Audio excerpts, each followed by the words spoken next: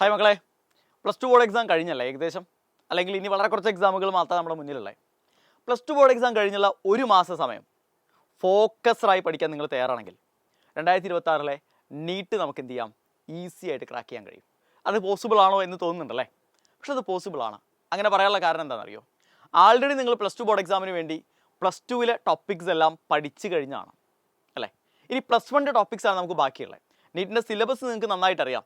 +1 +2 NCERT text ബുക്കിൽ എന്താണ് ഉള്ളത് അത് തന്നെയാണ് നീറ്റ് എക്സാമിൻ്റെ സിലബസ് എന്ന് പറയുന്നത്. ഇപ്പോൾ +2വിൻ്റെ ആൾറെഡി ബോർഡ് എക്സാമിന് പ്രിപ്പയർഡായി നിൽക്കുന്ന ഒരു കുട്ടിയെ സംബന്ധിച്ചിടത്തോളം +1ൻ്റെ ചാപ്റ്റേഴ്സിന് കൂടി ഒരു പ്രോപ്പർ റിവിഷനും അതിനൊപ്പം +1 ചാപ്റ്റേഴ്സിനുള്ള മാക്സിമം ക്വസ്റ്റ്യൻസ് കൂടി ചെയ്ത് കഴിഞ്ഞാൽ ഈസി ആയിട്ട് എന്ത് ചെയ്യാം, ഇനിയുള്ള ഒരു മാസം ഫോക്കസ്ഡായി പഠിക്കാൻ നിങ്ങൾ തയ്യാറാണെങ്കിൽ കോൺഫിഡൻ്റ് ആയി പോയി നീറ്റ് എക്സാം എഴുതാൻ നിങ്ങളെ കൊണ്ട് കഴിയും.